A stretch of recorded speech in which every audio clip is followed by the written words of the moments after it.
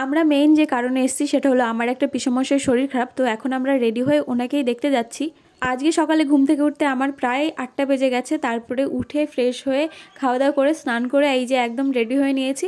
আর আমাদের কিন্তু টোটো চলে এসছে, আমার পিসিও কিন্তু পুরোপুরি রেডি। এই দেখো, এটা হচ্ছে আমার বড় পিসি।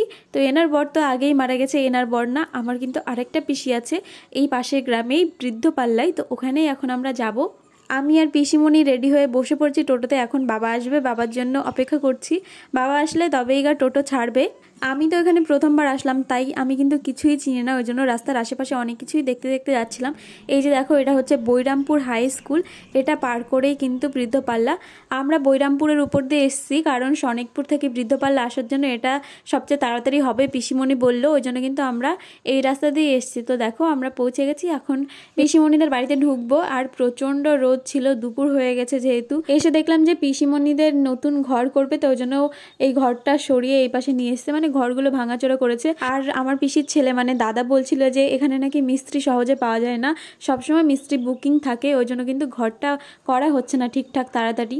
দেখো, এই যে হচ্ছে আমার আরেক পিসি। অনেকদিন পরে এই পিসিমণির সাথে দেখা হলো।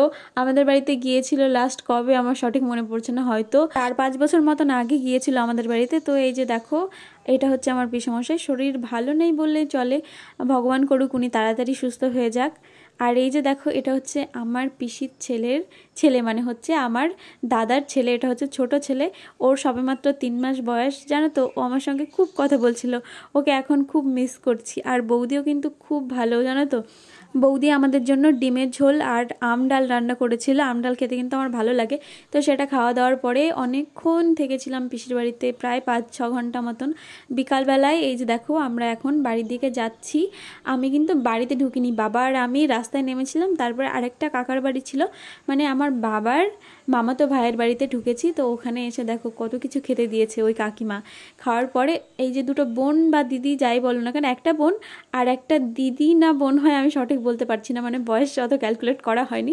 তো আমাদের হঠাৎ প্ল্যান হলো যে আমরা একটু ঘুরতে যাব, স্কুটি নিয়ে বেরোবো গোপালনগরের দিকে। তো চলো দেখি কোথায় যাই, আমি তো কিছুই চিনি না, ওরা আমাকে যেখানে নিয়ে যাবে সেখানেই যেতে হবে। তো এই যে দেখো, এখন ট্রেন আসবে, ওই জন্য আমরা এখানে একটু দাঁড়িয়ে আছি। জানো তো, সামনে দিয়ে এরকমভাবে ট্রেন গেলে না খুব ভালো লাগে। এই প্রথমবার আমার এরকম ফিলিংস হলো, কেমন একটা সিনেমেটিক মানে ভিউ লাগলো দেখতে, পুরো একদম।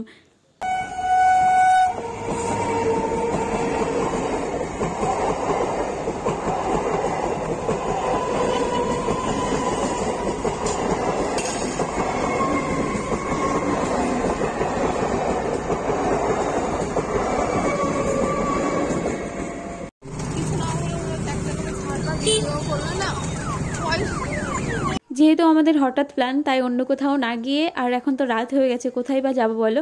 এই যে দেখো, একটা ক্যাফেতে নিয়ে এসে, তো এখানে এসে আমরা চা অর্ডার করলাম, মাটির ভাঁড়ের চা। প্রথমে বলছিল যে মাটির ভাঁড়ে চা খাবো নাকি ওই প্লাস্টিকের কাপগুলো, তো আমিই বললাম যে ঠিক আছে মাটির ভাঁড়ে চা খাবো, মাটির ভাঁড়ে দিতে বলো। তারপরে এই যে মাটির ভাঁড়ে চা নিলাম। আর আমরা কিন্তু আরেকটা জিনিস নিয়েছিলাম, এটার নাম আমি ঠিক বলতে পারছি না, চিকেন কিছু একটা হবে, চিকেন এগ টাইপের কিছু একটা হবে, আমি জানি না। তো এই বোন আর দিদি যাই বলো না কেন, বোনগুলো কিন্তু ভীষণ ফ্রেন্ডলি, ওদের সাথে আমার এই যে প্রথমবার দেখা হলো। তো ও এত মানে গল্প করে কথা বলে এত ভালো লাগলো, কি বলবো। এই খাবারটা যেটা খাচ্ছি আমরা, এটার নাম আমি সঠিক বলতে পারলাম না, তোমরা যদি কেউ জানো তাহলে কিন্তু কমেন্টে জানিও। অবশ্য অতটাও খারাপও ছিল না, আবার যে খুব ভালো ছিল সেটাও না, আমার কাছে একটু লবণটা বেশি লেগেছে।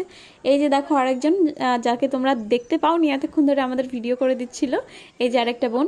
তারপরে ওখানে কিন্তু থেমে নেই, তারপরে দেখো চাউমিন অর্ডার করেছে।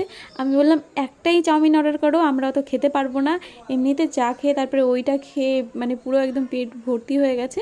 তো আমরা চাউমিন খেলাম, তারপরে এই এক প্লেটও না, মনে হয় হাফ প্লেট চাউমিন ছিল, এটাও 3 জনে মিলে শেষ করতে পারিনি। ভাবো তাহলে আমরা কেমন খাওয়া খাই। এখান থেকে খাওয়া দাওয়া করে কিন্তু আমরা একটু গোপালনগর স্টেশনের দিকে গিয়েছিলাম, কারণ ওই যে বোনটা আছে, বড় বোনটা তো বিয়ে হয়ে গেছে, তো ওই বোনের শ্বশুরবাড়ি থেকে কেউ একজন বলেছিল কিছু একটা খাবার দিয়ে যেতে। ওই বোনটা শ্বশুরবাড়ি কাছাকাছি, ওই জন্য আমরা কিন্তু একটু গোপালনগর স্টেশনের দিকে গিয়েছিলাম। তো এটাই করলাম আজকে সারাদিন। তো ব্লগটা কেমন লাগলো সেটা কিন্তু তোমরা অবশ্যই জানিও। আর আজকের ব্লগটাও তাহলে এখানে শেষ করছি, দেখা হবে তোমাদের সঙ্গে নেক্সট ব্লগে। সবাই খুব ভালো থেকো, আর ভিডিওটা ভালো লাগলে অবশ্যই একটা লাইক করে দিও।